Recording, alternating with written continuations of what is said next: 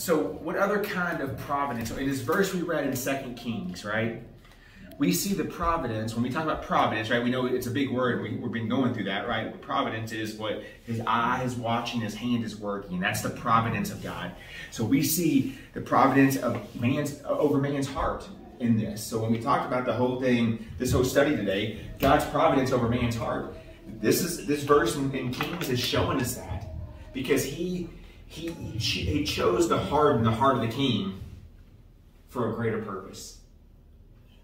Right? And that is difficult in our minds to gather sometimes, because we want to go, you know, God can always put in the heart of somebody the right thing to do or to be a certain way. But sometimes God chooses not to do that for a greater purpose. So that's the whole withholding grace piece that we're talking about. But the second part that we have to think about is of God's providence over our heart, your heart, is God has the ability to turn the heart. God has the ability to change the heart. Think about it this way. If I were to give you a picture, you got water here right now.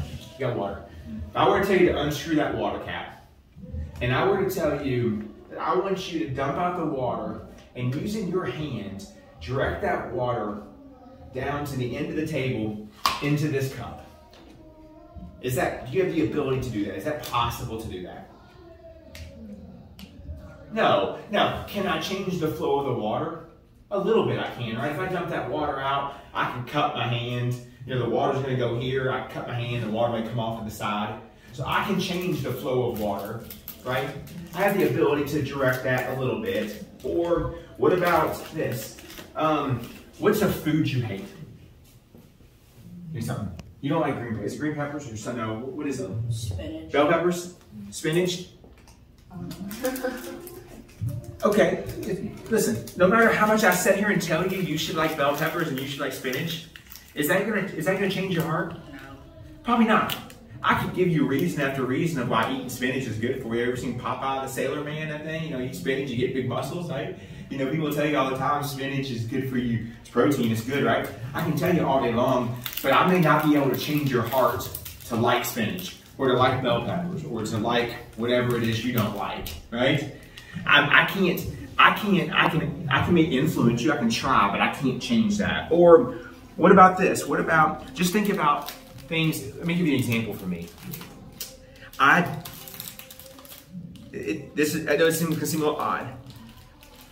I have to read by nature. You know, you're a pastor, you know, we read a lot. I read a lot for work. I don't enjoy reading.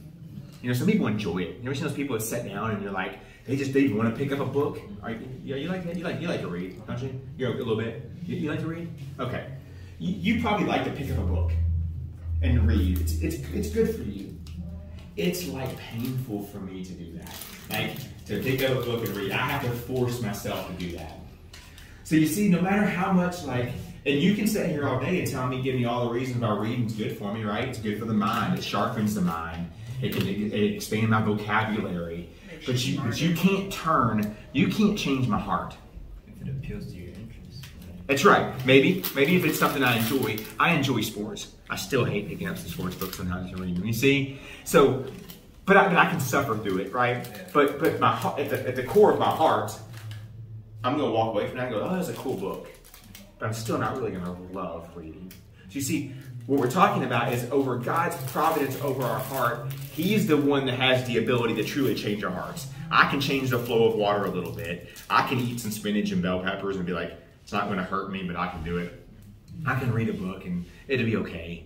But God has the ability to not only show us what we need to do, but to change our heart in a way that is a love for Him.